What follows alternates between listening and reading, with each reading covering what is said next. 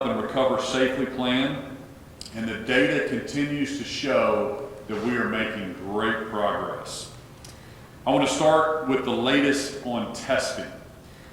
If you want to get tested, I encourage you to call 211, find a location close to you, and get tested. Even if you don't have symptoms and you're just curious or you think you need to get tested, we have plenty of testing in the state of Oklahoma. We want you to go get tested. We have 80 different sites across the state. We talked with the White House this morning, and we will be receiving 90,000 additional swabs by the end of this week. This will help us to continue to increase our PCR testing. And remember, we are also the second state in the country that's validated a saliva test. We're ordering more of those sample cups to continue to distribute those across the state as well. There's also really good news regarding PPE. Yesterday, we got word that we will receive 250,000 N95 masks by the end of this week. This will be an incredible help to our stockpiles as we continue to protect our healthcare workers, our doctors, our nurses, our first responders, our nursing homes, as we've been shipping PPE all across the state. Let me be clear. You know, protecting the lives and the health of Oklahomans is my #1 goal. We will continue to turn over every rock, and I'll search everywhere for the PPE to get into the state of Oklahoma to continue to protect Oklahoma's healthcare workers. I've said all along that we will make decisions in Oklahoma based on the data here in our state, not what we see on television. Our situation in Oklahoma is significantly different than other states. Let me show you the latest information on a graph that we put together to show Oklahomans. This chart is a breakdown of the cases per capita in all 50 states. That means it's adjusted for population. If you're watching on TV, hopefully they put this on your screen.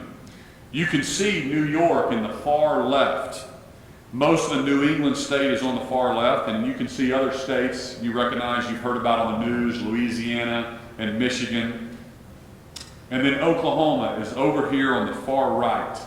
We have the 8th fewest cases out of any state in the country. That's really good news. When you adjust for population, for example, New York has 16 times as many cases as Oklahomans. Louisiana has 6 times as many. And Michigan has more than 4 times as many as our state.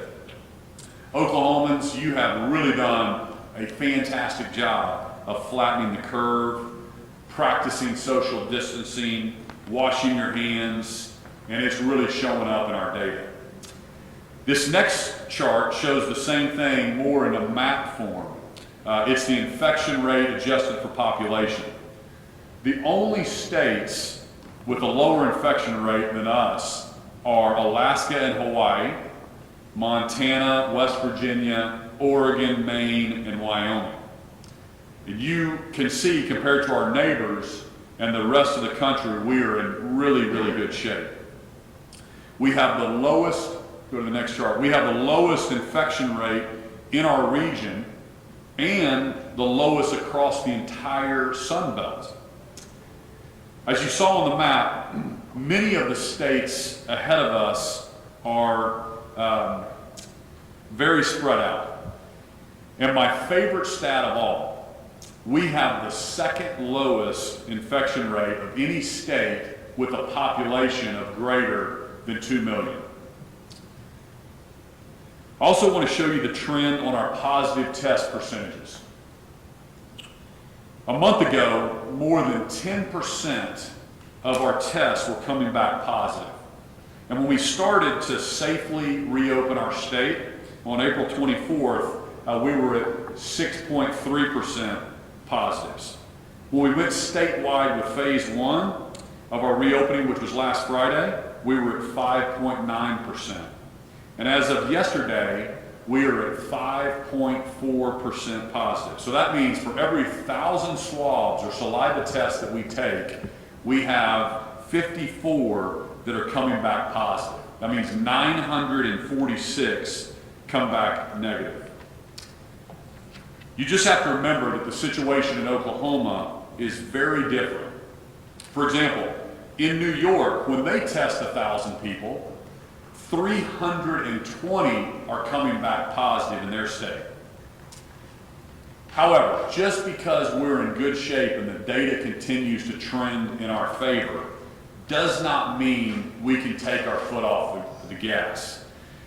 As I said before, coronavirus is still in the United States. It's still in Oklahoma.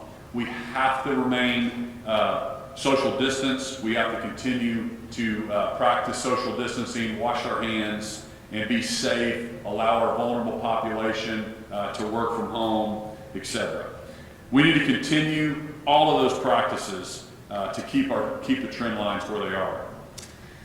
Even as we safely and responsibly reopen our state, I know that so many Oklahomans are still out of work and are struggling with their unemployment claims. Getting unemployment claims processed and paid is a top priority in my administration. I know this is incredibly frustrating for many of you. We are continuing to make progress, but like you, I wish it was quicker. I've asked David Ostro, our Secretary of Digital Transformation, to give you an update on unemployment and the work we're doing to get those claims taken care of and get those claims in the hands of Oklahomans as quickly as possible. Secretary Ostro. Thank you, Governor. Good afternoon. We are working hard, like the Governor said, to get these things processed as fast as we can.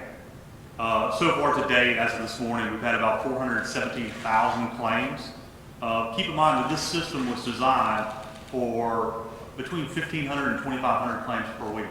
And so to go to these levels are just astronomical.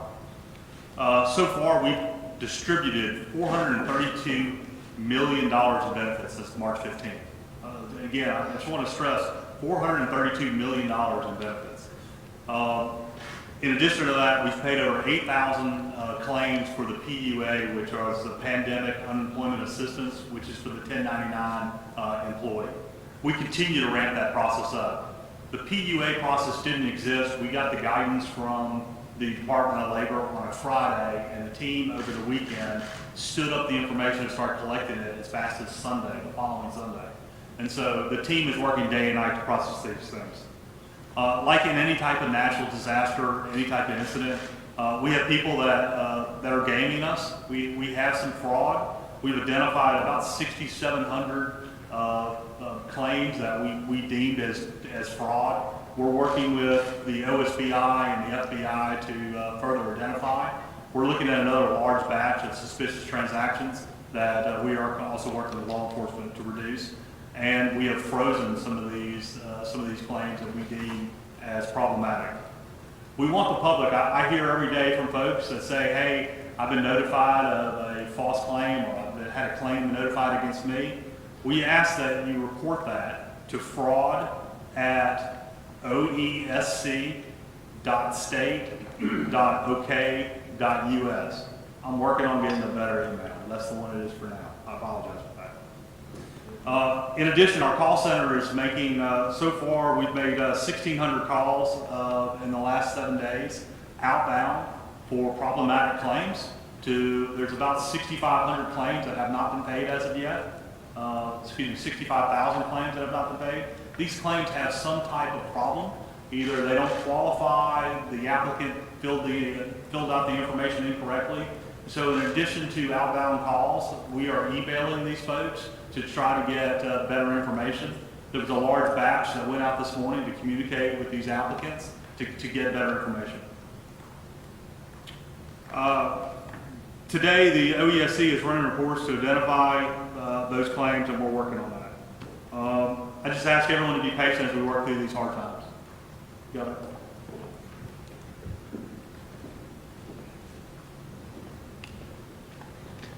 Thank you, Secretary Ostro. I know it's been challenging, but you have led your team very well, and we're going to get through it. Couldn't ask for a better Oklahoman to be working on that. He's doing a great job. You know, speaking of also doing a great job, our Oklahoma National Guard has really stepped up in our time of need, and they've really been helping Oklahomans.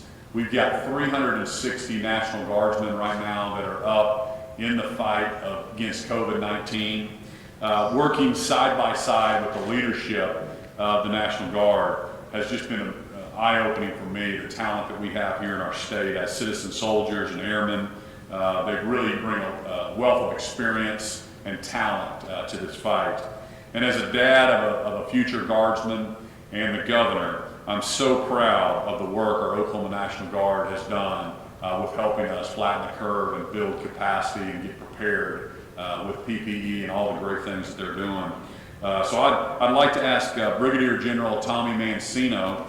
He's the Assistant Adjutant General of the Oklahoma National Guard, and he's been leading our briefings and organizing the 360 guardsmen across the state. So I thought it'd be great to have him speak directly to Oklahomans, give you an update on exactly what they're doing and what he's seeing on the ground. General. Yes, sir. Governor, on behalf of the Adjutant General, Major General Thompson, and the 8,200 airmen and soldiers of the Oklahoma Army National Guard, thank you for the opportunity to address the people of Oklahoma and tell the Guard's story. Governor Stitt called the Guard on state active duty in response to the pandemic starting on March 17th. Our orders were clear: assist in disaster response management, provide support to state agencies, and ensure the protection of vulnerable populations throughout the state. In order to assist in disaster response management, Oklahoma Guardsmen established the Multi-Agency Coordination Center, the MAC, to act as a high-level headquarters and information clearing facility for the state. Together with state agency partners and the executive cabinet, this group of highly skilled and dedicated soldiers and airmen have provided the governor and key leadership with daily briefings on the status of the pandemic in Oklahoma, enabling a data-driven approach to decision-making. In support of the lead agency, the Oklahoma State Department of Health, Oklahoma soldiers have driven more than 100,000 miles, delivering in excess of 15,000 virus test samples from all parts of the state. Additionally, they have prepared and shipped more than 1,200 pallets of critical PPE from the Strategic National Stockpile to hospitals and long-term care facilities throughout the state. Currently, 100 soldiers and airmen are acting as contact tracers throughout the state, a critical task as we begin a phased approach to opening back up. In order to protect Oklahoma's most vulnerable populations, the governor directed we begin the disinfection of long-term care facilities. To date, more than 26 facilities have been cleaned and disinfected. Oklahoma airmen are working to ensure Oklahoma families have access to critical food resources. They've packed more than 31,000 cases of food, totaling more than 700,000 pounds, setting new efficiency records at the regional food banks in Oklahoma City and Tulsa. As the governor has repeatedly warned, this virus is not going away completely. Our motto in the National Guard is always ready, always there. I'd just like to close by ensuring all Oklahomans know that their National Guard remains vigilant, ready for whatever may come, and we will always be there for them. Thank you, and I'd be glad to answer any questions at the appropriate time.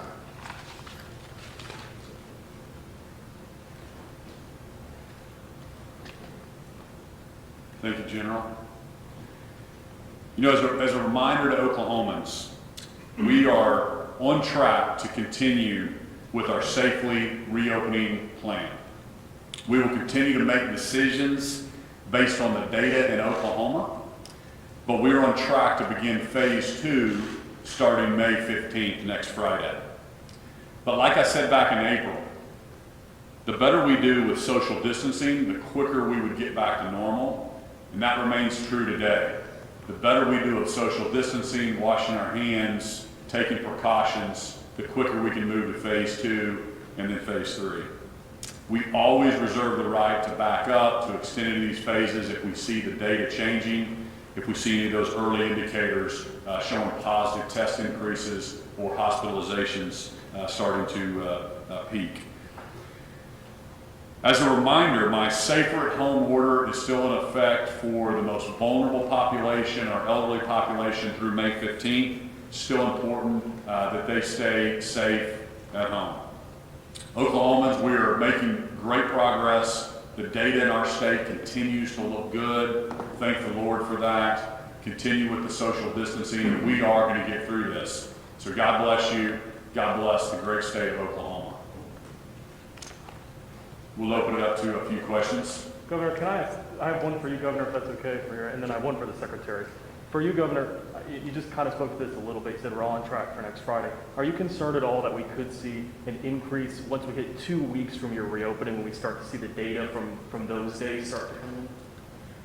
I mean, there's always a fear, of course, that we could have a resurgence in the fall. There's always a fear. That's why we're taking this slow. That's why we're moving these phases out 14 days apart. That's why we look at data every single day. So we see those early indicators. We see the testing that's coming through, the positive tests. That's why I'm amping up our testing. My goal is to have 90,000 new tests done by the end of May.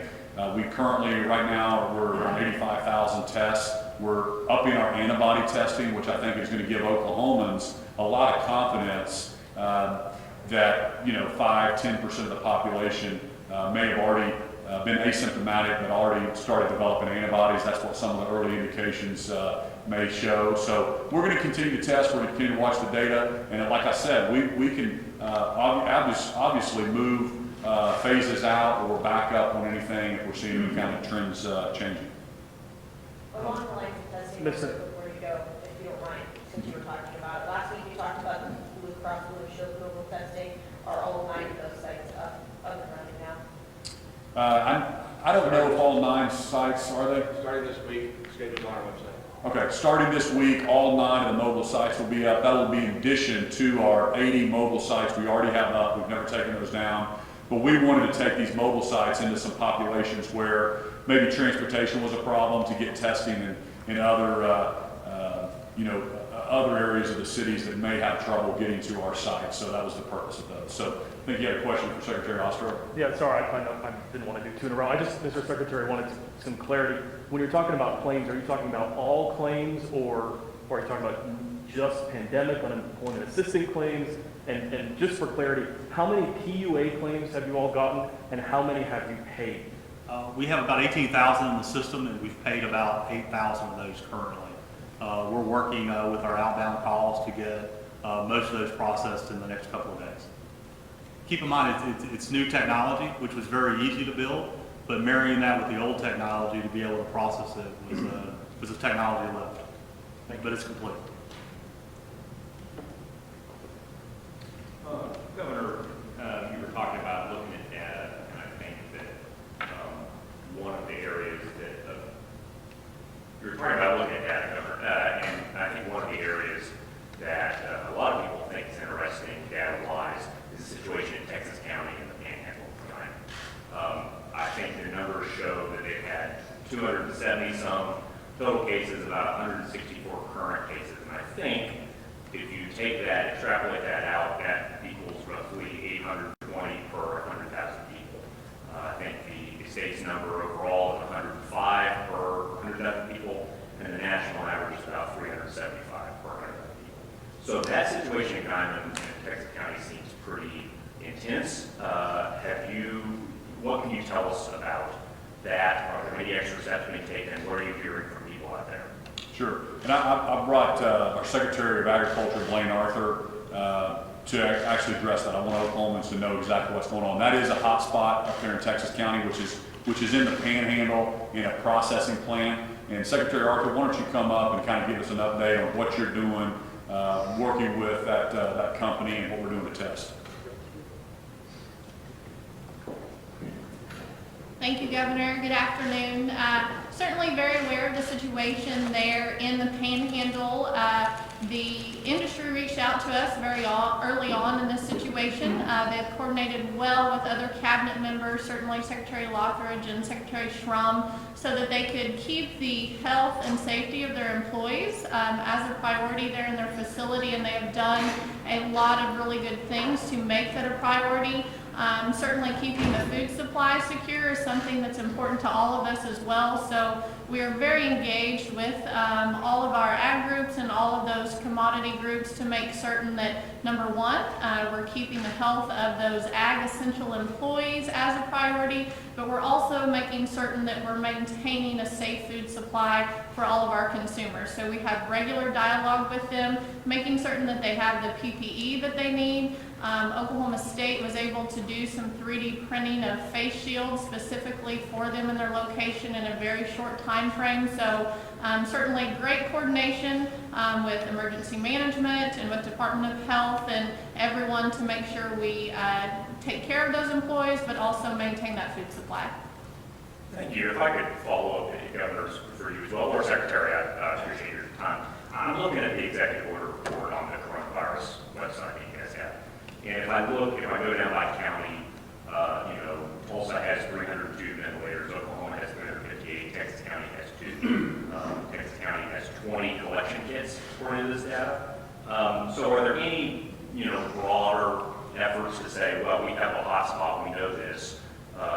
What's the plan? Are all those patients coming to the metro areas, to the Integris and OSU hospitals, or are they going to hospitals out there? Are they going to Texas? I apologize, I don't live out there, but I just want to kind of know what the situation is. Well, there's also, the company also has plants in Amarillo and also up in Liberal, Kansas, and so it's really a coordination between those two states as well. But across the state of Oklahoma, we have 230 people hospitalized for COVID. So even though those numbers, you have positive test cases of 239, I believe, in that county, it doesn't mean that all those folks are in the hospital. So I have to get specific numbers, whether they went to Amarillo. Amarillo is a little closer than even Oklahoma City for that care. And so I'm not sure where or if any of those folks are in the hospital. But I know we've sent health department folks out there to do tracing. We've also set up with Panhandle State to do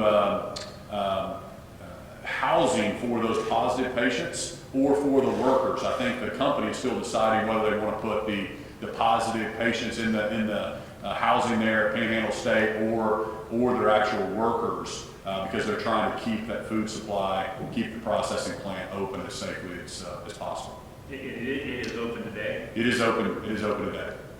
Do you have a concern about that? I mean, obviously, need the food supply to be strong, but if they're, I think, 100 and some of the plant employees tested positive, is there a concern, a thought about let's shut this down for a week or two, or what? Well, and I can let Secretary Arthur, Secretary Arthur can go ahead, Andrew. Sorry. Thank you, Governor. My understanding is right now 151 of the 2,700 employees have tested positive. We've certainly been talking to other states. I know you all in the media know what goes on in other states, and we've seen processing challenges across the United States and how they dealt with that situation. I've actually had the good fortune to chair a national committee with 16 other states that maintain all of the processing capacity here in the U.S. So we're looking at those best practices that we're seeing utilized in other states. It certainly provides challenges when we close down the facility because it is a just-in-time food supply. And so we're feeding, certainly in the pork industry, but also in the poultry industry, we're feeding animals to be just in time for consumption by consumers. And so stopping the chain of those animals is very challenging and has some unique dynamics to it. So we're trying to, again, always keep the health and safety of those employees as a priority, but also acknowledge that just-in-time food supply and looking at those best practices that we're seeing utilized in other states and solutions that they have come up with and collaborating with our partners in other states so that we can follow the CDC and OSHA guidance for those folks, but also maintain that food supply. Thank you, Secretary. Thank you. Hey, Governor, can you speak to your PV coordinator, Jim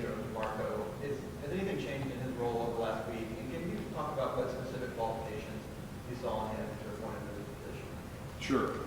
So when I look to hire anybody for executive director positions or the cabinet positions, we're just looking for the most talented Oklahomans, have a lot of business experience, because running these state agencies is a lot of business acumen to run big, large state agencies. And so Gino DeMarco was a business person in the private sector, worked with an Oklahoma City guy named Jerry Winchester. They were in the oil and gas industry.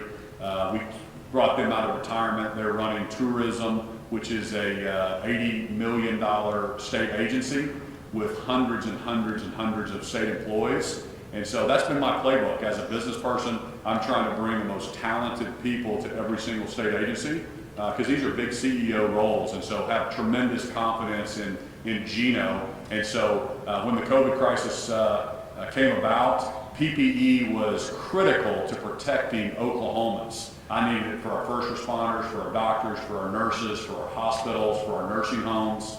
And so that's when I wanted to put a czar in place that I knew would turn over every rock, turn over every stone, would scour the country and the world for this much needed equipment to keep Oklahomans safe. And so, you know, that's what he did, because when you think about the supply chain disruption right now, every single state is fighting for this PPE. Every country is fighting for this PPE. And I think the bigger question, it really starts making us ask ourselves as Americans, is a lot of this stuff was made overseas, was made in China, and now we're all fighting the same bureaucracy to get that here. And I needed people that I could trust that would get on the phone and I knew just had a bulldog work ethic, and that was Gino DeMarco. Governor, I want to follow up on that question there. In the Emergency Preparedness and Response Service with Oklahoma State Department of Health was set up and handled H1N1 in 2009, Ebola outbreak in 2014, Zika in 2017. They are a group that regularly, just as close as last fall, they got together and gamed how the state would respond supply-wise to a pandemic. So we ended up with one.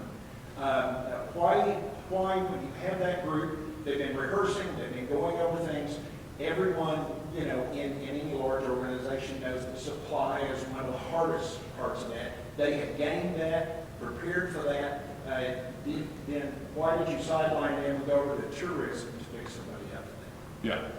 So when I first went to our situation room, which is in the bunker at the Emergency Management Center, and I brought the National Guard and I brought the health department in the room with me, and my team was in the room, and I said, I want to know exactly how many gloves, gowns, face masks, N95 masks that we have in our strategic stockpile in the state of Oklahoma that was purchased by the Department of Health, the group that you're talking about. You know what they told me? They had 1 day's supply for the hospitals just in Oklahoma City. That was our strategic supply whenever I got here. That was not satisfactory to me, and Oklahomans wanted me to protect the health and lives, and so I went a different direction, and I think we've done a really, really good job of getting that supplies out. We've shipped to all 308 nursing homes, and so I don't know exactly what you mean by your question, but it's easy to play Monday morning quarterback. We could have done this or could have done that. But I have total confidence in the guys that I've got out there looking, and the folks that we have working to get our PPE in the state of Oklahoma. You talked about the 250,000 N95s coming right now. Can you just tell us where those are coming from? Yeah, I believe those are. I don't know exactly what state. Is that what you mean, or what? Just who they're coming from. Is there a group getting them? Can we buy them? Yeah, those are coming from FEMA. Those are coming from FEMA. Governor, I've got a non-COVID related question for you.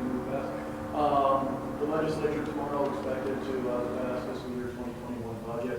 What are your thoughts on the budget and plans to do so? So my team's still looking at the budget. We haven't got all the details from it. We were made aware of the budget when the news media was on Monday. We've got some questions that we're looking into. There's a couple things that we're trying to get more information on. like, you know, the Department of Public Safety was cut 9%. The Attorney General's office got a 12% increase. So we just have some questions on why they cut certain agencies, why they gave certain agencies increases. But my team's looking through it. We're meeting with the House and the Senate, and my commitment is to get a good budget for the citizens of Oklahoma. So I'll be getting more information as I get more details about it. But just follow up real quick. The legislature included in this budget is giving itself a raise. Is that inappropriate for the circumstances? Well, that's the legislature's giving themselves a raise in this budget. There'll be funding. We funded a raise. They were given from last year. Those are the questions that we have. We want to make sure that when these agencies are taking cuts, we want to look at everything, and especially the agencies that are getting increases while other agencies are taking cuts. We want to understand the reasoning why. The legislature writes the budget. It's my job as governor to sign it or to veto it. And so we're working through all those things. And my commitment to Oklahoma is I'm going to do my best to get a great budget that's fiscally responsible, that protects Oklahoma taxpayers and delivers core services. But just to clarify, would it be appropriate for the legislature to accept a raise when it's cutting other agencies roughly 4%? So I'll have to look into the raise there and get back with you on it once I understand what the raise is and how they fund it. Governor, a little bit more specifically on the state budget. I mean, while you're still reviewing the state budget, the lawmakers are over there trying to shore up veto-proof margins should you veto any part of the budget. Are you concerned that, you know, in getting this budget late and now still reviewing it, that you might not really have any sort of say in it? It's a crazy system we have, isn't it? So, yeah, sure. I mean, that's the legislature. That's the balance of power that we have in this system. I'm the executive branch. They're the legislature. They write the budget. If I don't think it's a good deal for Oklahoma, then I will veto it, and I will explain directly to Oklahomans what my problems are with this budget, and then they have the right to override that. And then they would own that, and they'd have to answer to Oklahomans just like I have to. So again, this is all going to play out over the next few days. We need to really digest it. I just got that budget. My team is still going through it, and we'll have a press conference on that when we kind of get some more details on that budget. You may have the same answer on this topic, but Aaron alluded to the Legislative Compensation Board, actually, which sets lawmaker pay. Similarly, the Judicial Compensation Board sets judicial pay and makes recommendations. The legislature in either of those instances can do nothing and have those pay increases take effect, or they can act and say, no, we don't want to do that, or limit it, et cetera, et cetera.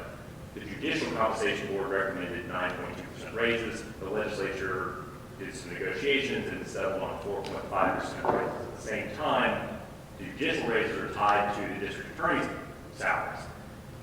Meanwhile, the DA council would take a 4% cut.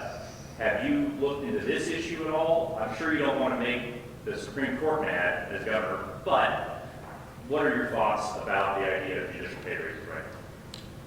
Yeah, you really got in the weeds there on that one. That's where I live. I know you do, Trey. Again, we're going through the budget. I'm not going to make any specific comments on whether legislators should get raises or the judicial should get raises. We're going to review all that. I'm working with the House, the Senate. We still have some policy items that we're trying to get across the finish line. And again, my main goal always is to be fiscally responsible, to deliver core services. There's a lot of things we can do with digital transformation that we're really excited about. Because really this world has changed. This is a little bit of a watershed moment with COVID when we've got 33,000 Oklahomans working from home. We have all of our students out of school that are working digitally. So we have to beef up the rural broadband for our education system. And so there's some challenges, but there's also some opportunities that we can deliver core services more efficiently. And so the oil and gas is also a huge part of our budget, and with as we all know that the prices being down, even when we get COVID back, we get COVID in our rearview mirror and we get our economy back, we're still concerned about the budget, the revenue for 2022, which sounds like a long time away, it's 9 months away. We'll be back in here with the Board of Equalization meeting, declaring the amount of revenue that we have for the 22 budget. So that's 9 months away. It's not 2 years away. And so those are all the things that I'm concerned about, and I want to get a good deal for Oklahoma. That's why I'm standing up here as your governor. Thanks, everybody. Governor? Thank you. If you don't mind. Yeah. As we're looking at the budget, the legislature's pointing out under control of roughly $800 million federal dollars. How do you plan on spending that? There's so much you in no direction. Yeah, no, we've got, that's the CARES Act from the federal government. We have a lot of federal policy guidelines that we have to administer that. So it can only be used for reimbursing state agencies for COVID-related expenses. Also, it can be used for municipalities' COVID-related expenses. So we will be standing up a platform that allows our municipalities to send in their requests for information to reimburse them. We'll be getting that out. We'll be standing up the platform. We're working through that right now. John Budd will be leading that initiative. We will have input from folks from around the state to make sure we deliver those. But we know we're also setting up the fiscal part of it, where we will track that daily to send out reports to the legislature to make sure that we're transparent with the media. We'll show exactly where every single penny is spent. We've started that long ago, as soon as we started tracking these COVID-related expenses acquiring PPE. Governor, can I ask you one more question? With Sure. elective surgeries kicking up, what are we doing to replenish blood supplies and donations and stuff like that? So the question was blood supplies as elective surgeries. The Red Cross is always a great partners. I don't know where they stand right now in their blood supply in Oklahoma, but if they need us to continue to promote that, we'd be happy to get out in front and lead and remind Oklahomans. Just by you asking the question, Oklahomans that are listening to this, go give blood would be a great thing that they can do. Thanks, Thank you. Real quick. Governor's got to go, he's got a meeting.